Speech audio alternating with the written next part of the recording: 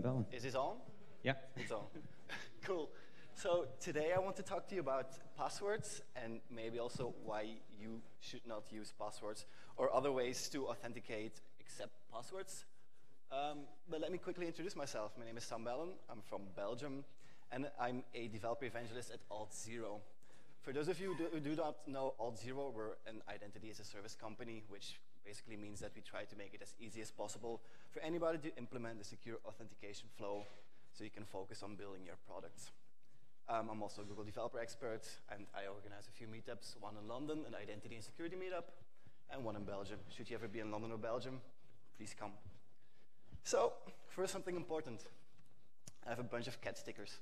So, if you like a cat sticker, come to me after this talk and show me your favorite pet or your favorite animal or whatever, and I'll give you some stickers. Who does want a sticker? Few people. A lot of people. Cool. I hope I have enough stickers. So, let's get started. This is a little summary of what we're going to talk about today, or what I will be talking about today. A little bit of a history on passwords and the different type of passwords that exist. Something about passwordless authentication, and then the Web Authentication API, which is a recent API implemented in web browsers, which I'm kind of stoked about. So, let's get started. Passwords date back to the Romans. It's proven that Romans used passwords to differentiate friends from enemies. Like, you could walk up to a group of Romans and say a certain password, and they would know that you were a friend or an enemy if you got the password wrong. So password exists for a long time. They probably even existed before this, but this is something that has been found through research. Another famous password is Open Sesame from the books 1001 Night, where there's a bunch of thieves which steal a lot of gold and jewels, and they hide this in this cave, which closes, and if you want to open the cave, you have to say Open Sesame. These are stories, it's not a real thing, but it's from books which have been which they started to write in the 10th century, so that's a long time ago. So let's fast forward. 1961, this genius called Fernando Corbato started building a time-sharing system at MIT. And what a time-sharing system basically is, it's a system which allows a lot of people to work on a mainframe and a certain disk at the same time. So back in that time, computer power was very expensive, but they still wanted to allow a lot of people to work on the computer. So they invented a system that everybody could work on that same computer, and they could just save their data by identifying themselves with that password. So this is basically the first time they used a password on a computer. In the 70s, this guy invented hashing, which means that up until the 70s, they stored the passwords in plain text, which is not that good. He worked for Bell Labs, so he's one of the pioneers in hashing on computers. In the 90s, hacking became more of an issue, simply because the web grew, and there were a lot of more systems which were open to the public. So we started inventing things like salting, and we took authentication a bit more serious. And this is a little bit of a history about passwords. On a computer, they exist since the 1960s, 61, and we still use them today. Who uses a password every day? All of you, right? Okay, so let's see a few types of passwords. A simple string, top password, or maybe the name of your pet with its birth year, which is 30 years old. Could be possible. Oh, hot dog, which was my first password. Don't worry, I don't know why I chose it, but don't worry, I don't use it anymore. But if you're serious about passwords, you use something like this, something you cannot remember yourself, something that's random and that's hard to guess. One of the pros of this is it can be hard to guess by others or by computers if you use a complex one. If you use your name of your pet or password 123, that's kind of easy to guess. One of the downsides is that it's hard to remember a complex password unless you use a password manager. Who uses a password manager, girls? Please use a password manager because you should take your authentication, your passwords, and your security very serious. A second type of password is a PIN code. You know this from when you have to unlock your SIM card, when you have to use your banking card. when you want to enter a certain building with a keypad, this can be just a combination of numbers. And this is kind of fairly to remember. It's four numbers, 5 numbers. Doesn't really matter. It's not that much to remember, so that's easy. But it's also kind of easy to guess for others. The good thing is that it's usually used with things that need you to have a physical thing like a card or a phone or a keypad, which introduces another layer of security. But the PIN code itself is quite easy to guess. And it's often allowed with a maximum number of guesses, like you can only try 3 times with your banking card, for example. Next one is a pattern. Who has an Android phone and uses this? Why do you use it? Because it's easy to remember, right? So you just form a pattern, and you can unlock your phone with this. And what this is basically just another type of password, because all of these circles correspond to a certain number, for example. And then if you have a certain pattern, it forms a certain PIN code. But it's easy to remember because you just have something visual, a pattern, which you can just swipe with your finger. It's easy. The UX is nice because you don't have to start typing. You can just drag across the screen. And that introduces another problem because you can leave a trail of your pattern on your screen because you have sweaty fingers or stuff like this. And people are lazy, and they just often use the first letter of their name or the first letter of their birth year or their lucky number. So it can be easy to guess if you know the person. Next up, anything that's a secret can be a password. If it's a secret which is shared between you and the service that you're using, it can be considered a password. So what's the problem with passwords? This. So you're tapping your password, wrong password. Let's try again. Wrong password. 3rd time's a charm. Let's try it. Wrong password. God damn it, I'll just reset my password because I can remember. So you type your password. To who has happened this before? And that's the problem with passwords. It's hard to remember, and even if you remember, you have to type it correct.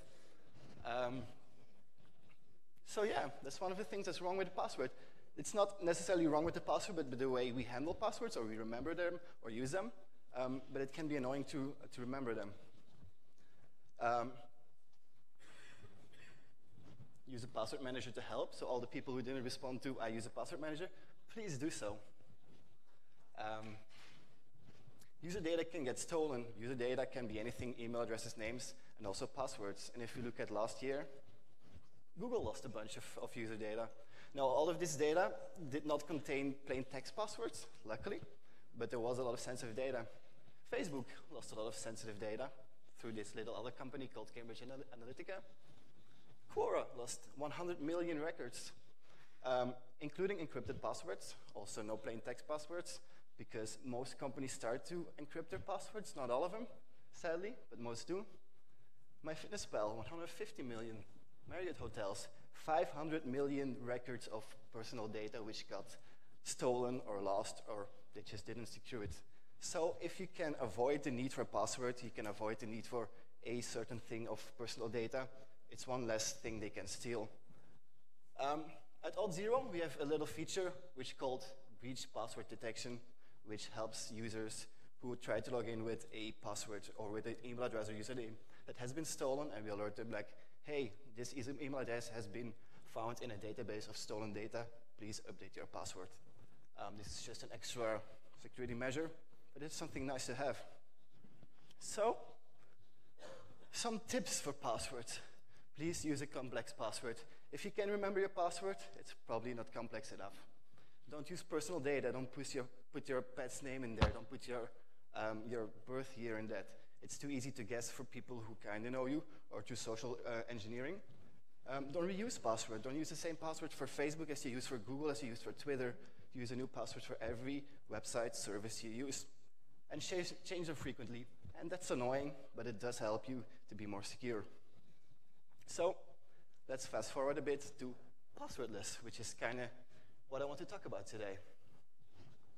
One-time password. Who knows or has used a one-time password before? Okay, like 1/3. Nice. I think more of you have actually, but we'll see. It's often just called OTP. And it's something that is valid for a one-time use. It often expires after a certain time, and it can be sent directly to the user. So you don't have to remember your password. Your service doesn't have to remember your password. It's a password that gets generated on the fly and sent to you. In iOS, it lets you easily fill in the one-time password from the Messages app. Like here, I'm using a one-time password as a second factor on GitHub. I get my one-time password as a message, and then here, it just lets me click this button, and I can just fill it in on the website without having to copy-paste or type it over, which is convenient. Sadly, not all telecom operators take security seriously, so SMSs can be intercepted, and your one-time passwords can be stolen. And of course, you need your cell phone on hand if you want to use it by SMS, which is a downside because I don't always have my cell phone on hand. A second category is sending an email. A magic link like this. Who's ever seen this at Slack? I guess most of you. Who does use this feature? Do you think it's more secure or less secure? More secure? Less secure? I think in this case it doesn't really matter because you still register to Slack with a username and password. But should you only allow users to authenticate with a magic link like this, it becomes a bit more secure because you don't have to remember their password. You give them a new password every time that they want to log in. And this password is only valid for one time, and it expires usually. But in the case of Slack, you also have just a regular way too long password to type. So the pro for this is you don't need a second device because usually you have email set up on the same device as you're trying to log into a service. The downsides, emails can also be intercepted. It's a bit harder to intercept emails than SMS messages, but they can also be intercepted. A third way is through an Authenticator app. Who uses this? That's way more hands than I saw when I asked who uses a one-time password. Well, it's the same. It's the Google Authenticator app, which is just an app that lets you create one-time passwords. The same as this. It's Auth0's Guardian app. It does the same, more or less. It also allows you to authenticate with the push message you get if you choose to use this as a second factor. And there's a bunch of other ones, like Duo has one, LastPass has one, Authy, even Microsoft has one. So if Microsoft has one, it must be something, right?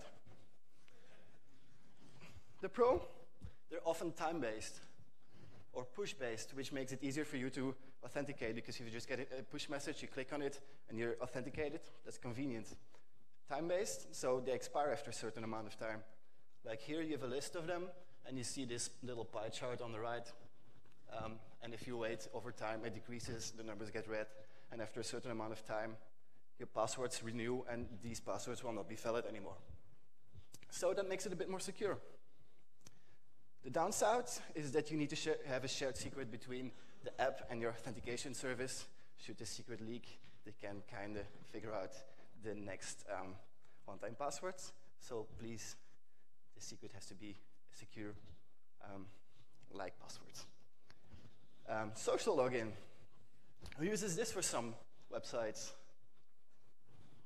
Also way more people than said, no, I don't know it. I don't use a one-time password. This is actually not a one-time password, so I was wrong. But it allows you to log into certain services or websites with the login you made on one of the other providers like GitHub or Google or LinkedIn or Microsoft.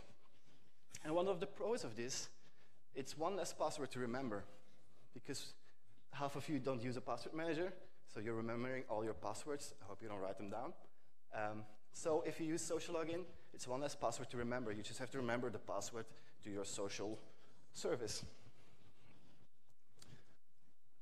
You also don't have to give your password to a service which you're new to, like you're registering on a certain website which you're new to. You don't have to give the password to them. You just log in with your preferred social service, and they handle the authentication part. But you do rely on another service to get authenticated in a certain service. So that's a downside. There's a few other solutions, like It's Me, which is a Belgian mobile app which allows you to log in on mobile websites, like mobile telecom websites or banking websites with a mobile app. There's Yoti, which does some facial recognition. So if you want to log in, you can show your face and it does some magic.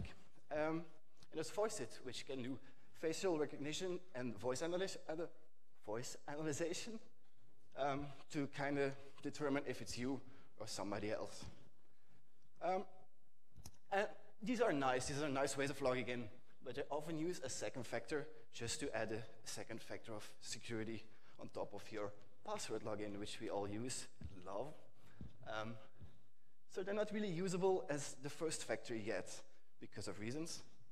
But there's another way in which we can log in with a hardware indicator, or authenticator. Does anybody use a hardware authenticator? A few, like 10 people. Okay.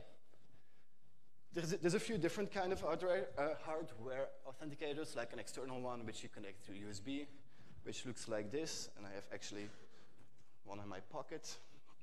It's a little USB drive, which you can connect to your computer, and it can generate private and public key pairs.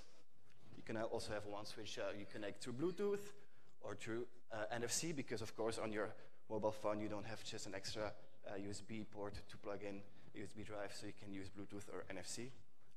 There's also internal authenticator devices, like when you use Touch ID. So who uses Touch ID on their phone, or the Android version, or Face ID, or any of those? So suddenly all of you, or a lot of you, use an authenticator device, and which is a device which has something hardware which allows you to authenticate. And wouldn't it be nice if you could use these on the web? This is where the Web Authentication API starts to come into play. It's a new API which has been implemented by most browsers these days, so sometimes called WebAuthn.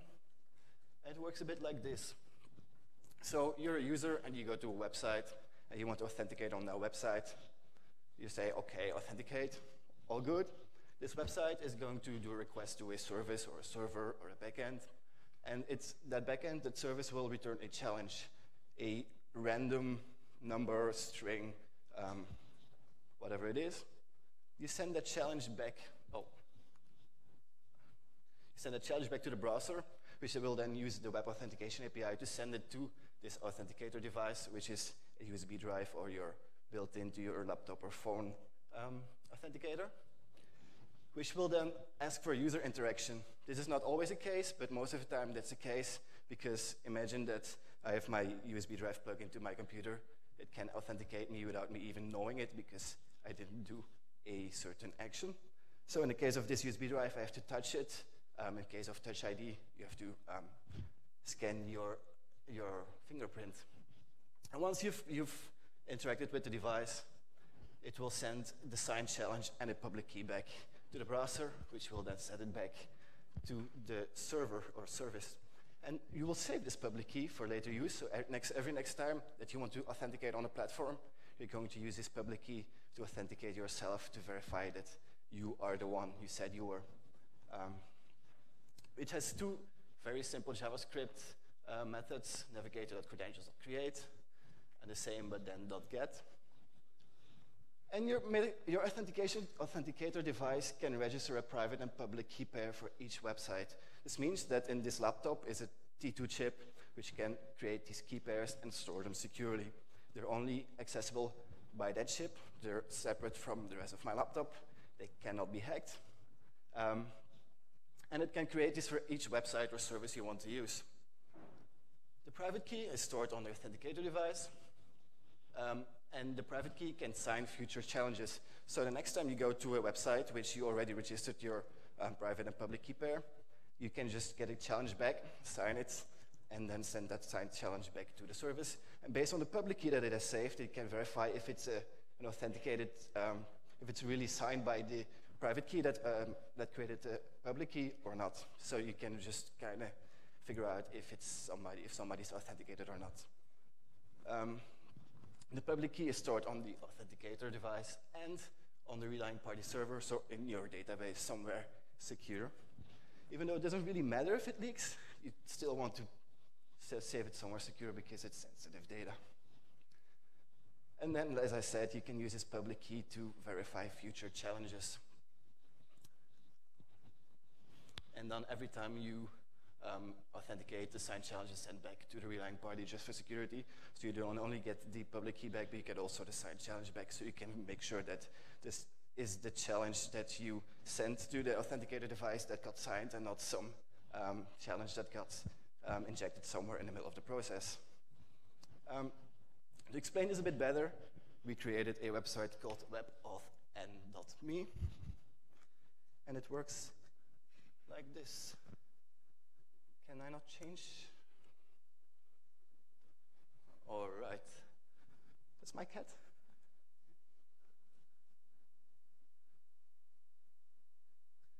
This is the website. Let me quickly refresh. And the first thing you want to do is enter your name. You can put anything in here. By the way, we don't save any of this data. It's just to demonstrate how the Web Authentication API kind of works. So you register on a website using a username or an email. The browser is going to send a request to the server for a challenge, which then gets returned and then gets sent back to the authenticator device. In Chrome, you can use between a USB drive or your fingerprint. So I choose that one. And it's going to prompt me to scan my finger, which I just did. Based on my fingerprint, I unlocked my authenticator device, sent back the signed challenge and a public key. And this got stored, this we then store on the relying party in our database. And as you can see, this contains a raw ID and your public key. Next step,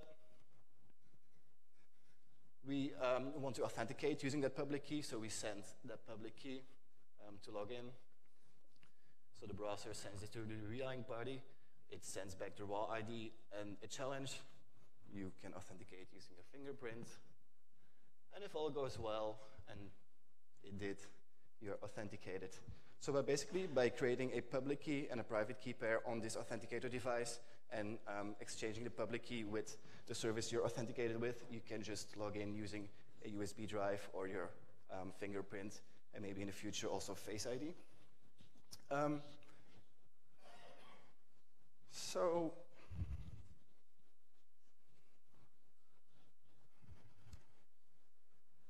Yeah, it works in these browsers, which is kind of good.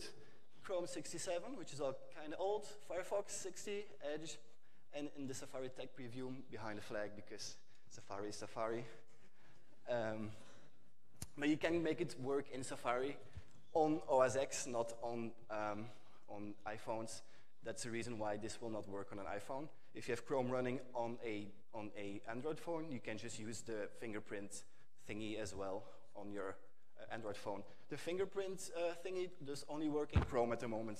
It does not work in Firefox and Edge and Safari, but it's part of the spec, so it will eventually get implemented.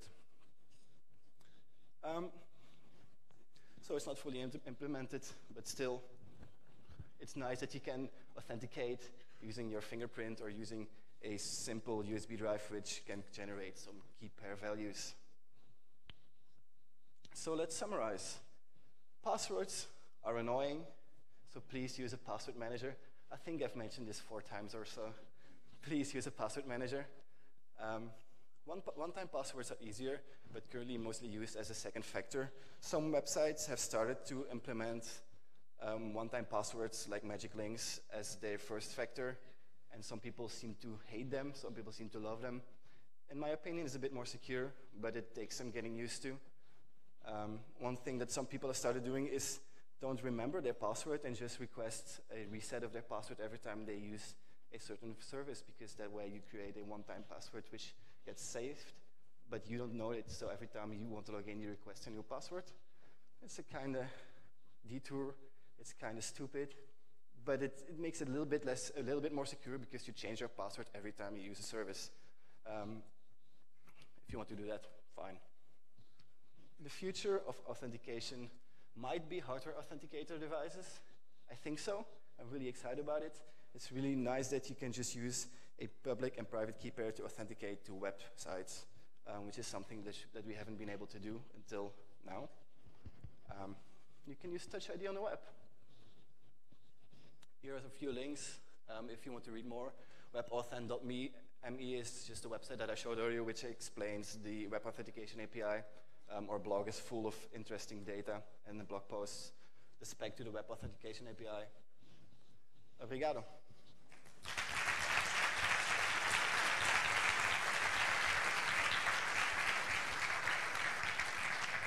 Hello. That was absolutely awesome. Thank you so much. Any questions? Okay, cool. I have one. So, seeing this web API, do I always need a physical device and an integration with the web authenticator? So the integration is built into the browser, so you don't have to worry about this. There's nobody who writes JavaScript who can access anything in between sending this challenge to your authenticator device and getting it back. You can only just send the challenge, but what happens in between is all happened by the browser or by your operating system even. So what you need is an authenticator device, which is a USB drive, or if you have a recent phone or laptop, it's also built in because Intel has a security chip in their chipset. Apple has a T2 chip in iPhones, so most modern platforms have a separate chip, which is an authenticator device built into them. So then there's only the way of unlocking that or giving your authentication to that chip, and this can be done with your fingerprint, but it can also be done with a password, for example. Right, but it will play along with any other type of browser because that physical device will just plug into that. That physical device will work with any browser you have installed on your computer because the browser handles this API. And well, it's basically the browser asks to your operating system, are there any authenticator devices which you can work with? So if it's an external one or internal one, doesn't really matter. And the rest is taken care by the browser and the operating system. Cool. Yeah, thank you. Absolutely genius. Thank you once again, Sam. You're welcome.